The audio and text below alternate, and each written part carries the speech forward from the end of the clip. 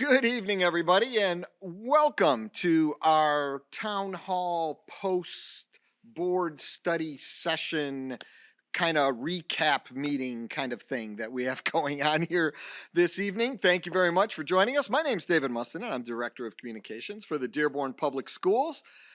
Thank you for taking a few minutes to join us tonight here. Last night we had a very long meeting. It lasted from 6 o'clock till about 10 o'clock, but it was an important meeting, and we were able to hear from our VIP committee and their kind of findings and what they were recommending to the Board of Education. Tonight, what we're going to do is kind of give a recap of that meeting, so that way, hopefully, we'll be here maybe about an hour. We're also going to be taking some questions from all of you or your comments. There is a form that you could click on, or we're live on Facebook and we are live on YouTube as well, and on our district cable channel. But on our Facebook there, you can just go ahead and you can add a comment in there. Or you can, on our YouTube channel, we have a link where you can click into a Google form and you can add in your question there. We'll be kind of going through those as the night goes on. We'll be here for about an hour, I would hope. And if not, we'll end early. This is really only the first of several meetings that will take place. I mean, we all have had the experience of COVID for the last 2 years, and we know what that experience has been like. And I think that by now we're all pretty much tired of these kind of virtual kinds of meetings. So I know myself, I'm looking forward to being back out into the community, being able to engage with our stakeholders in some good conversation and good dialogue, get that important feedback that I know our Board of Education truly values when it comes to making decisions. I think that was an underlying point that came out in last night's meeting from Dr. Maleko and from our board, is how much they value the input from our community, from our stakeholders, our parents, our students. It was wonderful last night. We had students serve on the VIP committee, and one of our students actually was one of the presenters last night as well. So that was really nice. That's a nice way to make sure that we're including all of those voices when we make these very difficult decisions. Our board is going to be facing some very difficult decisions in the next weeks ahead, and your input is going to be valuable. And we are already working on a community survey that we will be putting out to all of our community and hopefully getting some feedback that way. And also a series of, like I said, in-person town hall type meetings. I know this one was billed as kind of a town hall meeting, and it is, because we're taking some questions from our audience.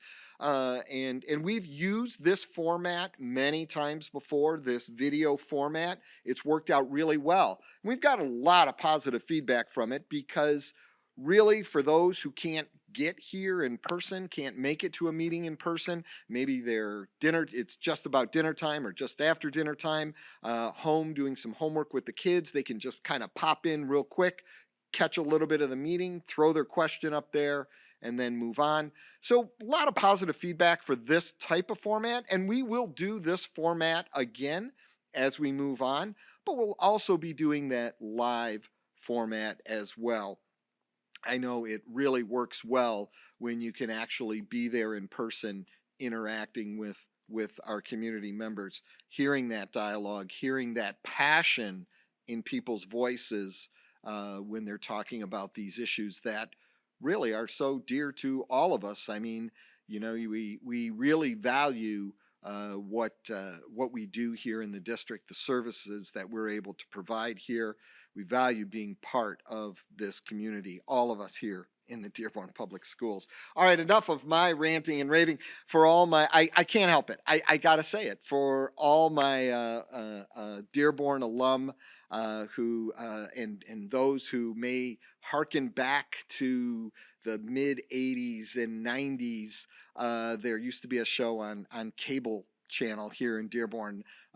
My teacher at Dearborn High, Russ Gibb, used to do a show called Russ Gibb at Random. And he'd be at a table like this and he'd be, talking about issues of the day. And I can't help, and he'd have his Diet Coke or a coffee cup with him.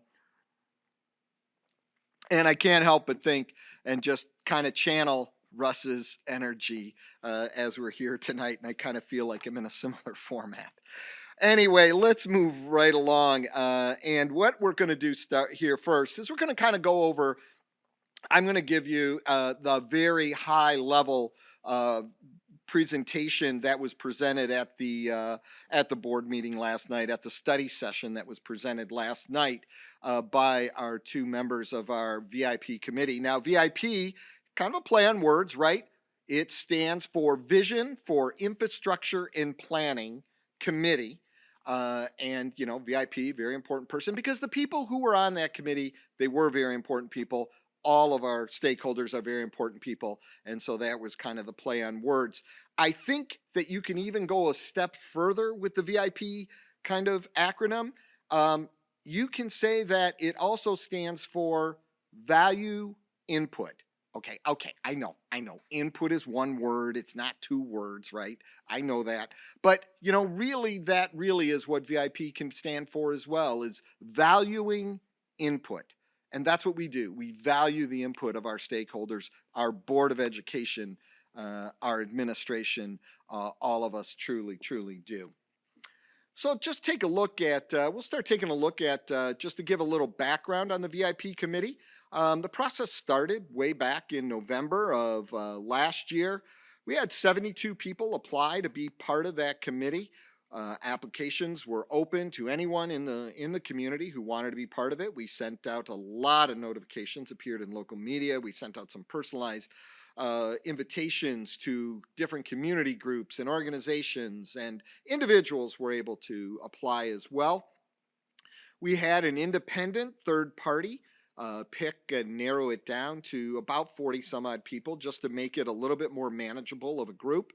There was some criteria that was in place. We were obviously looking for a wide variety of demographics and backgrounds, so that we had a very rich and robust conversation taking place in these meetings. And we think that that was accomplished, and I think that our committee felt that as well. The committee did hold 6 meetings. They started in January. They started off with a meeting that provided a lot of information about the district. The committee then went on some tours of schools. They were provided with information about the needs of the district. They kind of developed their own needs as well, the things that they felt the district was in need, the needs of the district that they felt we needed. This was all kind of put into a big priority list. The committee themselves prioritized these items.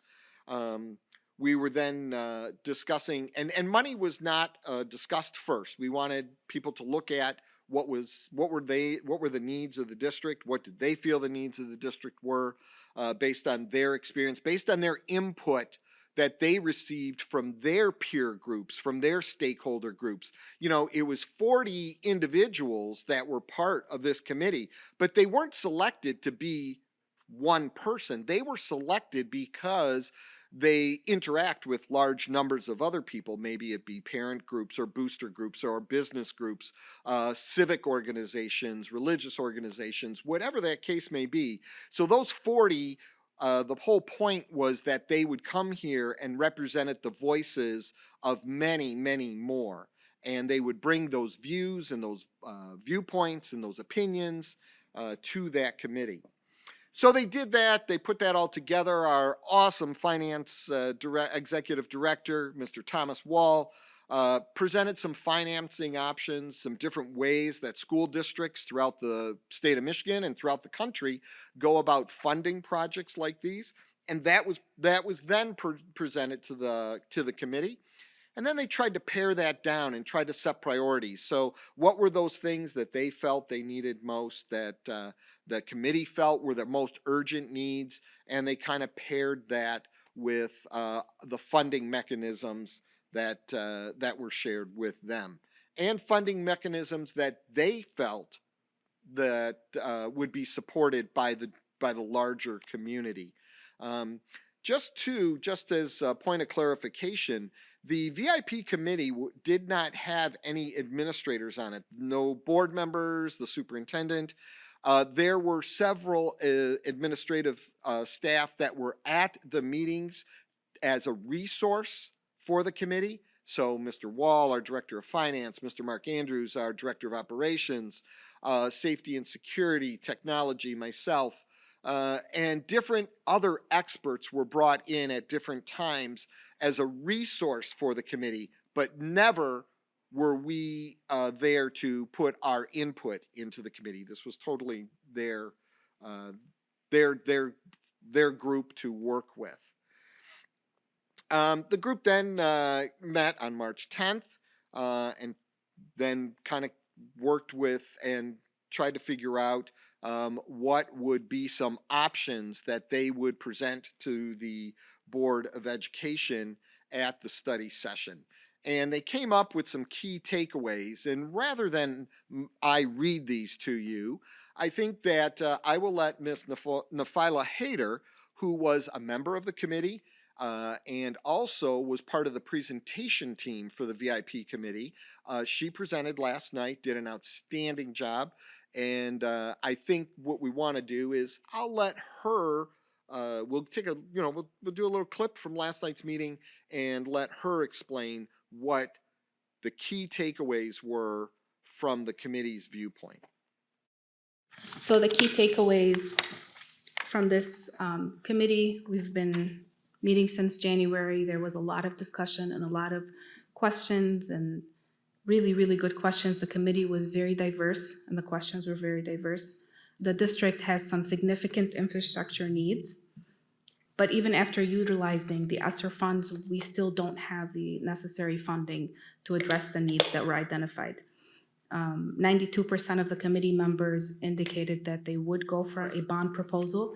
63% voted to maintain the 3.5 mills currently being levied, and 33% committed of the committee voted to increase the number of mills to higher than 3.5, and 97% of the committee voted to recommend at least a 3.5 mill bond or more. So infrastructure, safety, and security ranked as the highest priorities, as you saw in previous slides. There is support for a new high school that rated at 7.4 on the importance scale of 1 to 10, but mixed opinions were there regarding adding it as a separate ballot proposal. And the committee put in a lot of time and energy. In our evenings, we spent a lot of time. We had a lot of good discussions, and we know that the final decision is up to the board, but we do hope that you take our recommendation into consideration. And we're here if you need us. Thank you. And again, I want to thank our presenters from the VIP committee for doing a great job last night in their presentation. That was their takeaways. That's what the committee felt came out of their work. The board, as I said, highly values that input that came from the committee.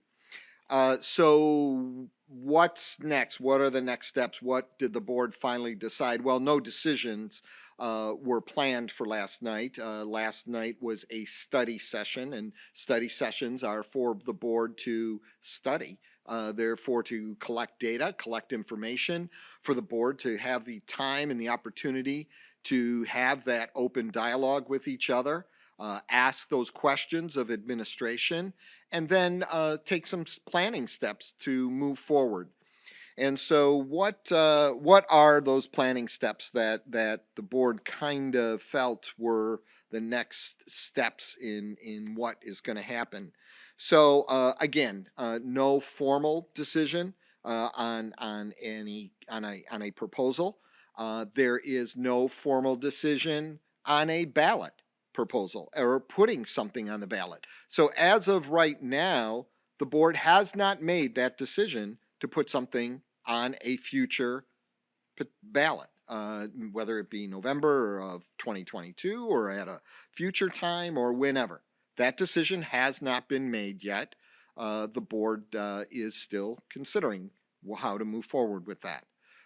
They have not made a decision on an exact proposal and on what would be put on that proposal because they really are in that process of still collecting some information.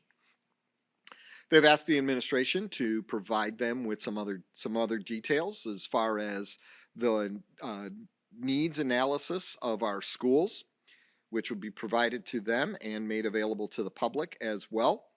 Also, they have asked that we do a community survey. I mentioned that when we first opened up, that we put some kind of survey out to kind of gauge once again what our community might be thinking about a ballot proposal in the future. What might our community feel are the needs that we need to address in the district? So that was part of what the direction that was given. And then also, as I mentioned earlier too, the board asked us to also hold some more community forums in the month ahead and the weeks ahead and see what we can do about organizing those in-person kind of meetings to collect that feedback, have some dialogue, gather suggestions, and bring that important information back to the board. So that's where we stand, and that's kind of what took place last night during that meeting.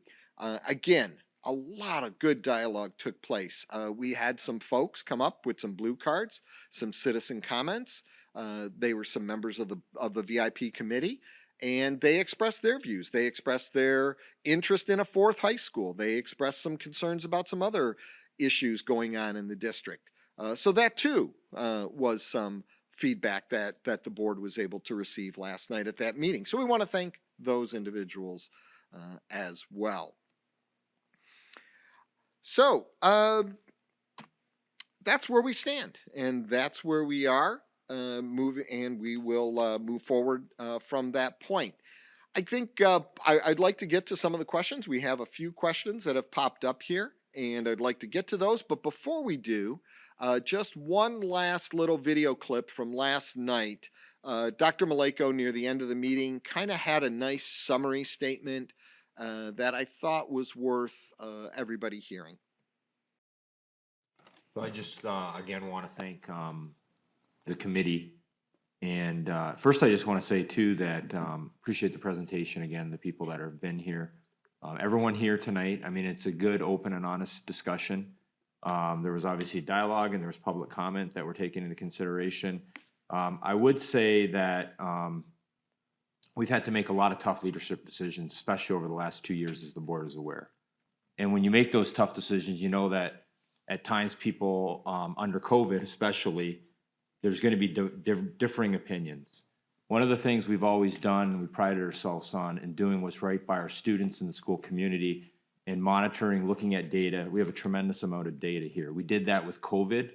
I'm proud to say the board guided us with administration and supported us for these tough decisions when we went online to when we went back and to when we maintained in-person instruction. And we never made any kind of knee-jerk reactions. We were always very thoughtful, thorough with what we were doing. Again, 2 years ago, we put this on pause because of COVID, because the biggest thing facing everyone was COVID. I would say to you, and I heard, about time of people, there would be from administration and the board and everyone really, especially administration, there'll be an extra amount of time commitment, energy that needs to go into running a bond proposal. So from a personal aspect, it's going to be a tremendous extra, responsibilities. But as we've made tough decisions during COVID, and sometimes we know that people disagreed and whatnot, but I think they respected that we went through the process. I respect the committee process, and I respect the fact that we have to make these decisions because, I mean, these decisions that we're making right now in this board are going to be impacting at some point 5 to 10 years down the road. At some point, I won't be here. At some point, all of us won't be here. And it's really for the people that are going to be here next, the next generation of students. And so that is what this is about, and it's really a decision for the community. I'm saying I'm willing to take that on, to take on that extra. I remember the last campaign, and it took a lot of energy, and we were all wiped out by the end of it. But I'm willing to do that for the benefit of the students and the school community. But ultimately, it is going to be a community decision, as you said, when the community votes for the ballot. I would also say that the macro level, the committee input is huge because, for example, the board now is going to make a decision at some point whether to go for a 2022 bond. That's a huge decision. If we don't do it, then that's off the ballot. The bigger decisions, too, are the balance that was presented very nicely between what are the priorities. These are decisions that then will go down to administration. And yes, administration's job then is, once there's direction, to take the detail, because we have the professionals, because we have the contractors, we're going to get into the weeds and into the detail. And that's why we're here to do that, as Trustee Thorpe said. But the bigger macro picture, the committee input that is giving to the board is important, and it does matter. Because there are going to be the micro decisions will all be relative to the bigger decision as to whether we go for the 2022. How many mills? How many mills that the committee is recommending? That is a huge aspect to what we can and cannot do. And then the philosophy, and we understand it, of the new building versus renovation, which we know we're under a situation because we have so many needs in the district. I do think the high school question is an important one, and I think a lot of that comes down to, philosophy on education. And there is research out there about, Dearborn's high schools are very large, and maybe that's something we need to study further, to really look at that in depth. So when the committee discussed that, that's now coming here in public meeting for further discussion. So I just want to say I value this. For me personally, the weight and the recommendations of the committee have a huge bearing on what's going to then funnel to the board, which will then give us direction as to what we need to do. Thank you, Dr. Maleko. As I said, I thought that was a nice statement that he made there near the end of the meeting. Thank all of our board members for the time that they commit to this district. They are not only board members here in Dearborn Public Schools, but they are also the board members for the college. And what makes that unique is we are the only P14 district in the state. They serve both roles, which means where other board members may only meet once a month, they meet twice a month for the P12 and for the college, not to mention all of the committee meetings that they also take part in. And so a lot of time is spent, and I know that these board members care deeply for the students in our classrooms, the staff in our schools, and representing all of our stakeholders. So just wanted to give a little shout out to them as well. So let's get into some of the questions that have come in. I have 3 here so far. And so our first one is someone is asking about transportation. Will transportation get brand new buses if there were some kind of ballot proposal? And will some of the schools have air conditioning? Well, the first question about buses, it is possible that there would be some new buses included. We run a fleet of about 90 buses or so, and so when you run that many buses, you have to kind of constantly replacing some on a regular schedule, right? Because you don't want to replace all of them all at once. So if you think about it, if you replace 10 buses a year, it would take you 9 years to replace the whole fleet. Our buses last a little bit longer than that. One, because we do our own maintenance on them, and so our buses last a little bit longer, and so we're able to get a little bit more mileage out of them and a little bit more use out of them. So would there be new buses? There very well could be. I don't know if they're in there, but there very well may be some new buses in that proposal. And will some of the schools have air conditioning? This goes back for several years actually about air conditioning in our schools. And I want to say that all of our schools have at least a room or some room common area. That's the word I was looking for. A common area that is air conditioned, but obviously the whole school is not air conditioned. Now, several of our newer schools obviously are, but many of our older schools are not. The very kind of looking at the good and bad of COVID, right? The federal dollars that came in through the COVID funds, they can be used for air conditioning because that's part of not just air conditioning but HVAC in general, air conditioning, heating, cooling, ventilation. That's all part of that. So you look at that, and actually we have dedicated for about $40 million in funds that are coming to us. Some COVID funds that are coming to us, and they will be dedicated to that air conditioning and doing some of that HVAC kind of work.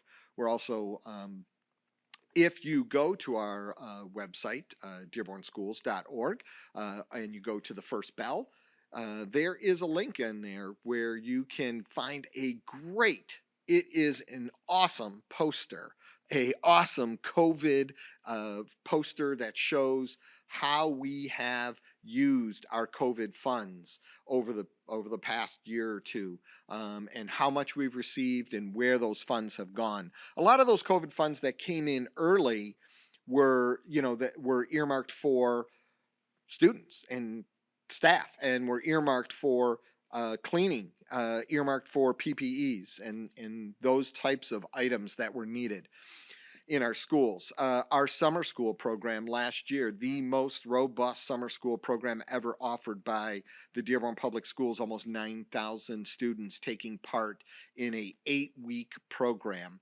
One of the biggest in the state of Michigan, if not the biggest.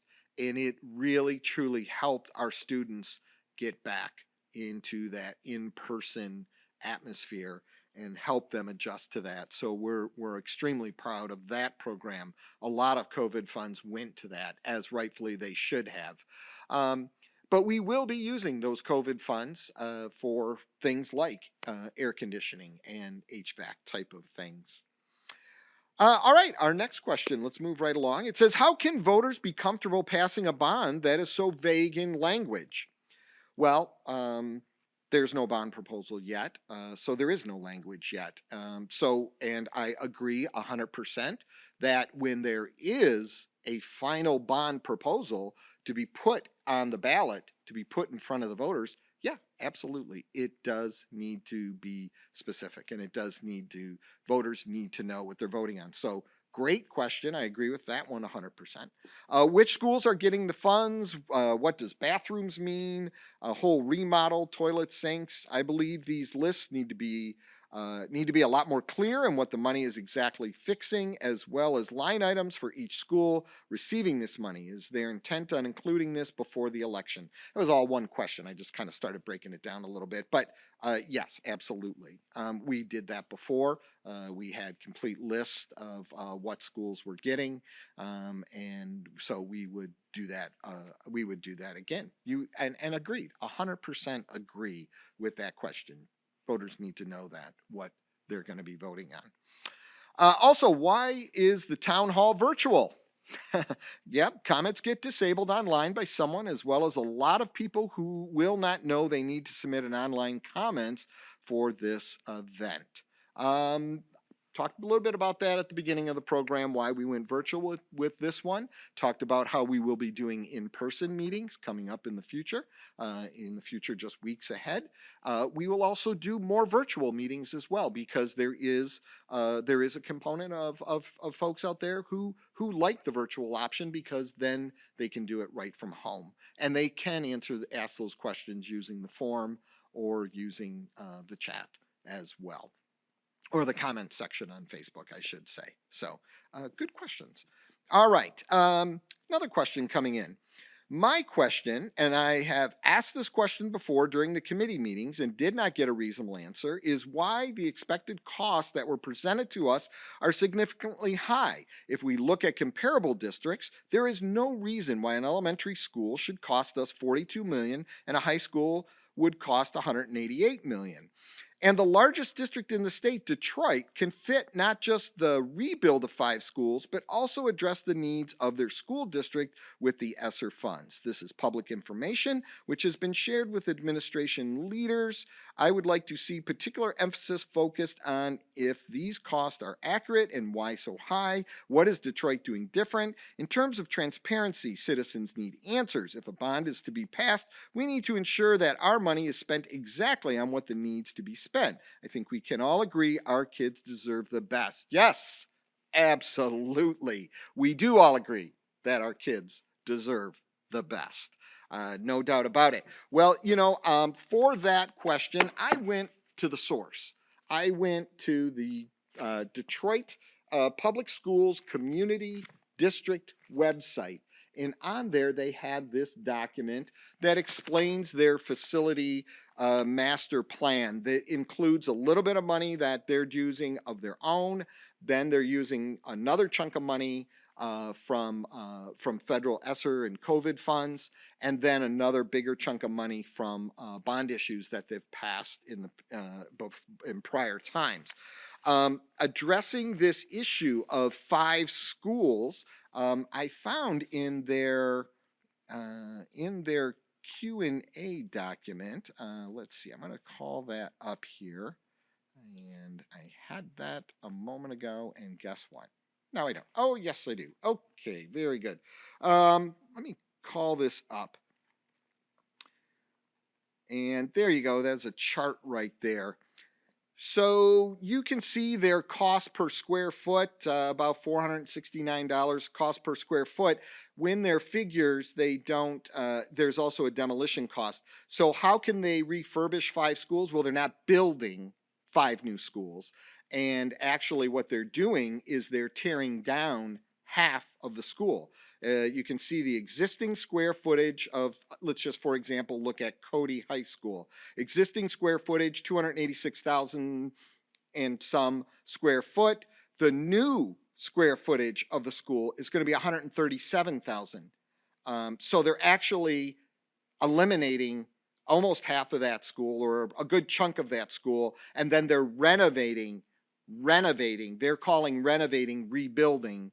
If you go into this document here, you can see that they are doing a lot of the things that we are would like to do as well. Replacing roofs, replacing HVAC, replacing electrical, replacing parking lots and boiler systems and things like that. So a lot of the things that Detroit is doing, exactly the same types of things that need to be done here, and the types of work that are going to be done in these 5 schools right here. So you have to look at square footage and things like that. A high school, $180 million high school, yeah, okay, maybe, for, depending on the square footage. Could you do it for less if you had a smaller high school?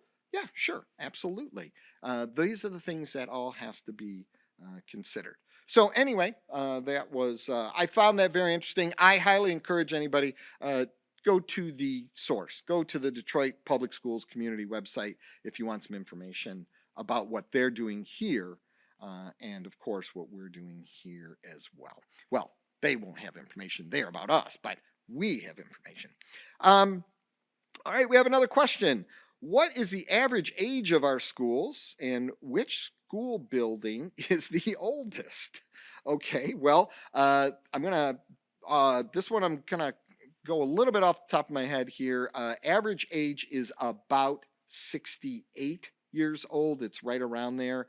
67, 68 years old is the average age of our buildings, 34 of them. We have several, 12, I believe, that are over 90 years old.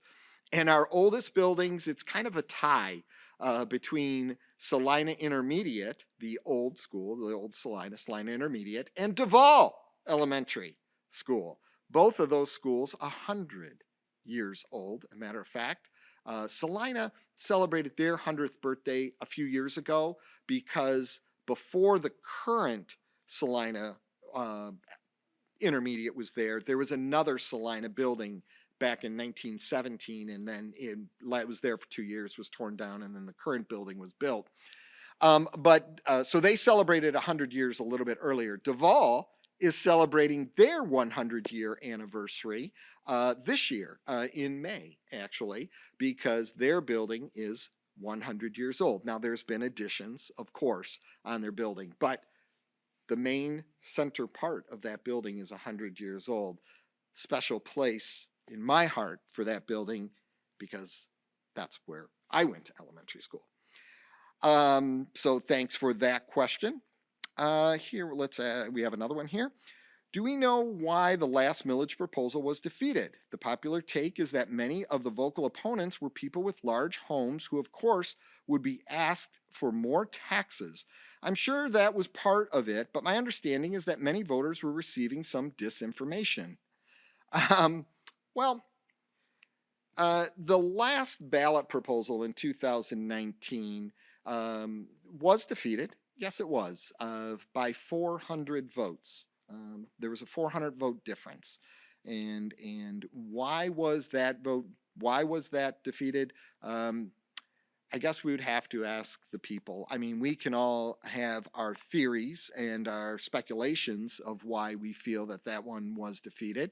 I'm sure those who were leading the Vote No campaign felt that the reason why it was defeated is because they presented a better argument than those who were advocating for the bond.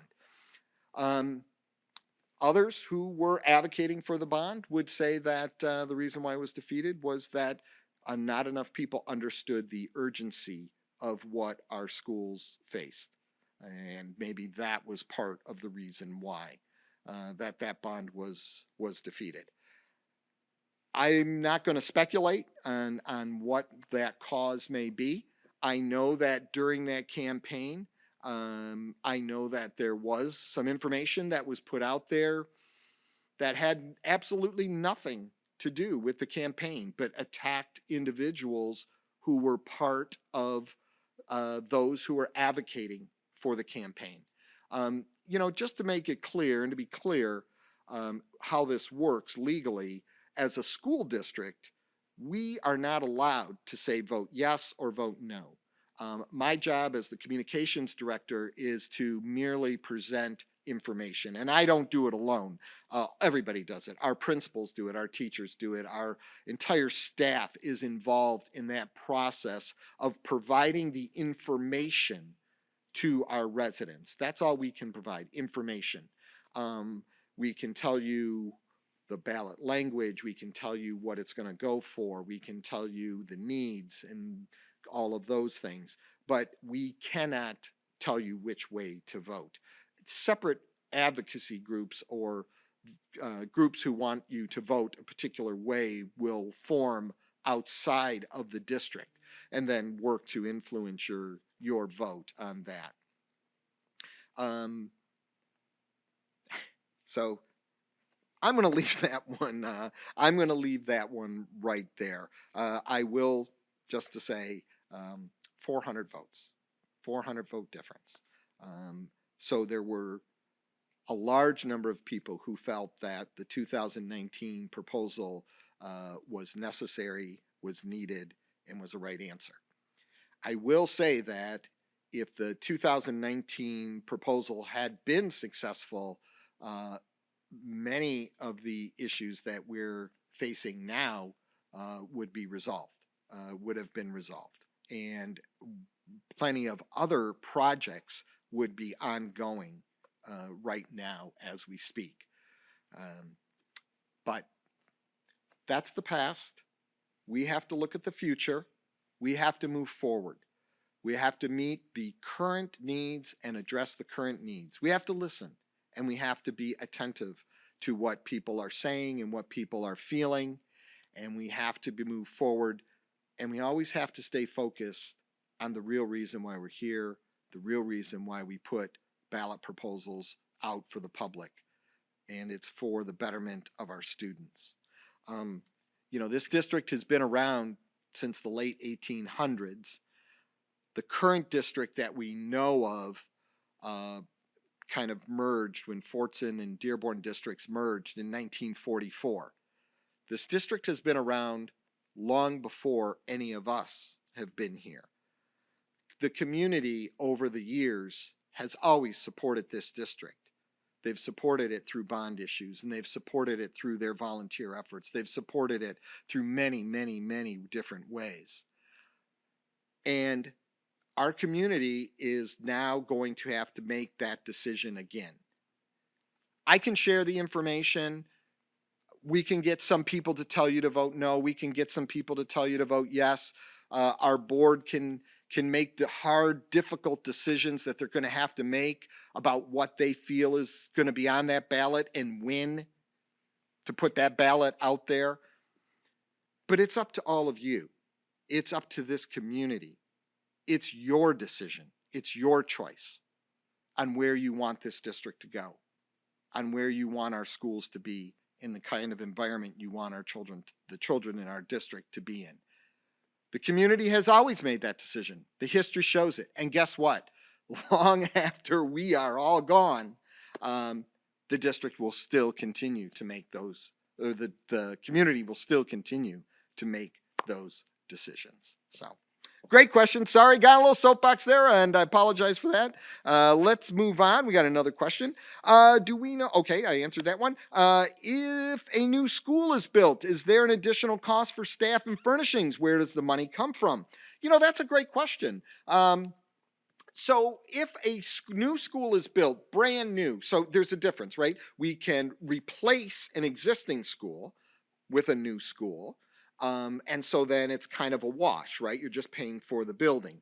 And maybe there might be some savings there because that building being newer may have some more efficiencies built in.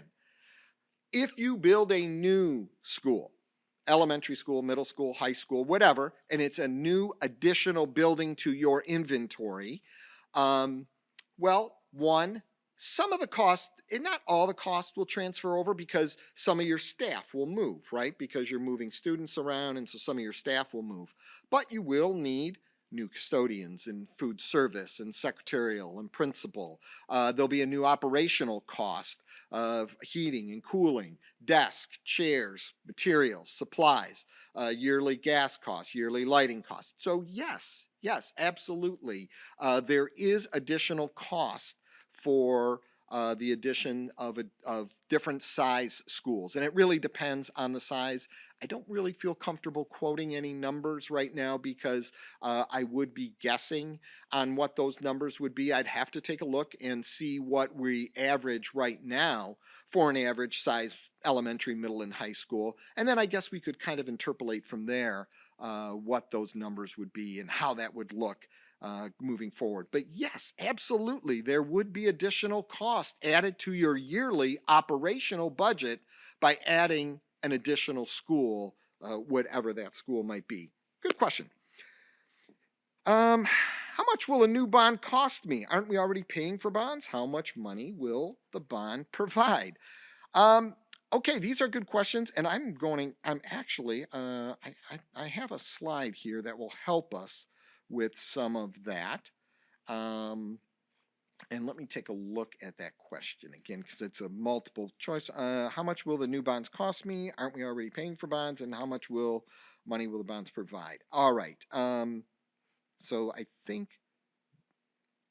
the first question I'll have to answer a different way, but I think that these couple of slides here will help answer some of these questions. So, if you look at your tax bill and, sorry, don't want to bring up a bad word. I understand how our current feelings right now about that.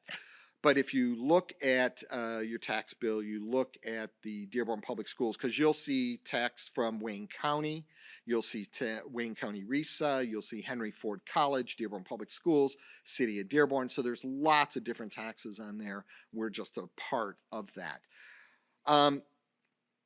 Right now, you are paying, there is a current mill rate, and that is the rate that you are paying to retire our current millage debt. So we had a bond issue in 2003. It was a 20-year bond issue, and that one's pretty much gone away. We had a bond issue in 2013, and that's the one we're still paying on. Now, right now, you are assessed 3.5 mils, and that 3.5 mils goes to pay off that debt. And the easiest way to kind of look at this and compare it is if you look at your own home mortgage, right? It's different, but it's an easy kind of comparison. You have a 20-year mortgage or a 30-year mortgage, and you continue to pay that off over time. And you can refinance. And we just did that. We refinanced our debt. We've done that. I've been here since 2000, and I would say that since 2000, we've refinanced debt maybe a dozen different times, maybe a little bit less than that. But we are always looking for that better interest rate on those bonds so that we don't have to pay as much interest back.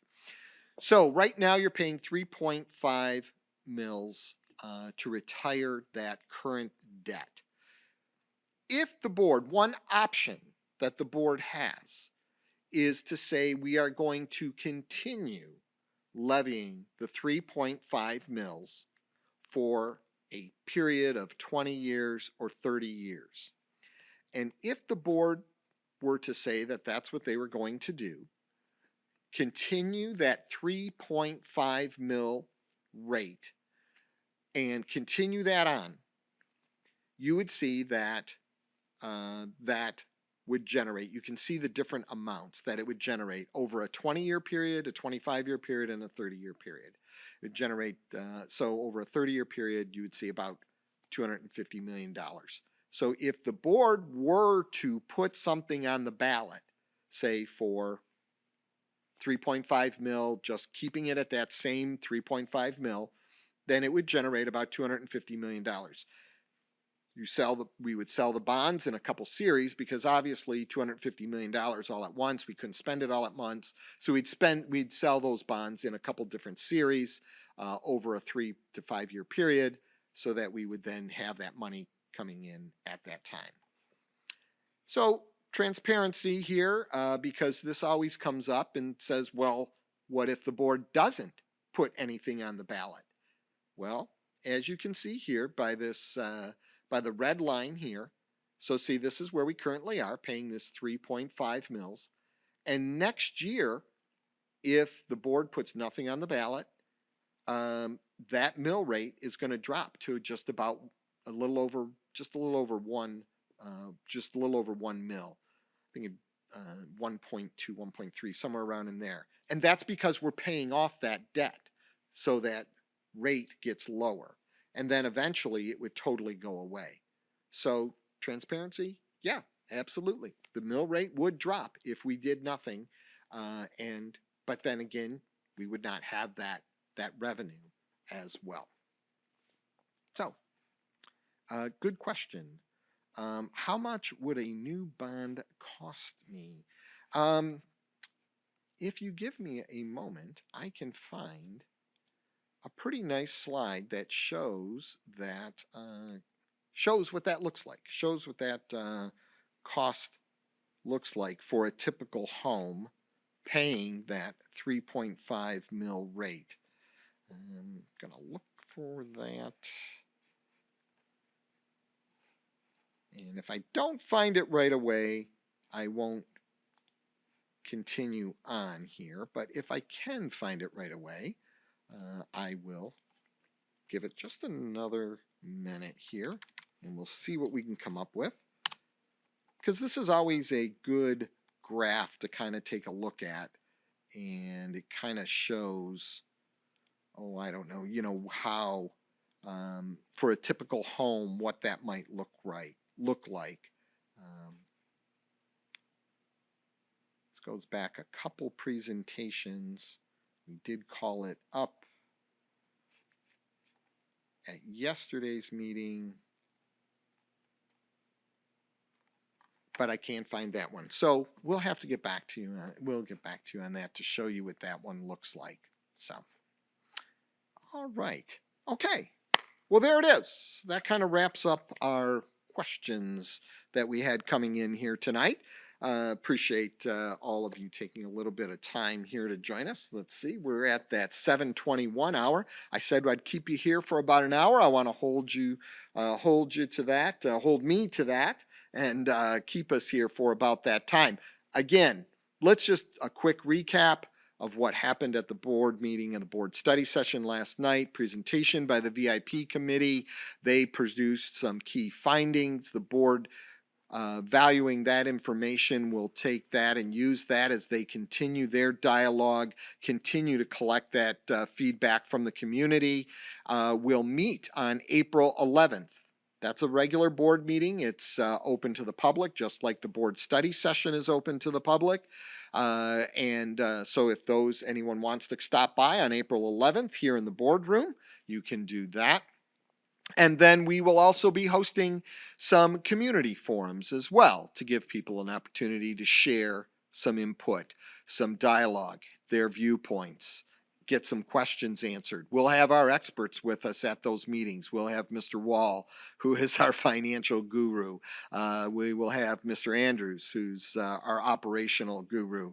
And we will have other folks there as well to help us out in answering all of your questions that you may have, and hopefully getting those questions answered so that we can kind of get that information back to the board too. That's what's really important, helping them make that all-important decision that they're going to have to make coming up here about where we want to go with a possible proposal on an upcoming ballot, and we'll see where that goes.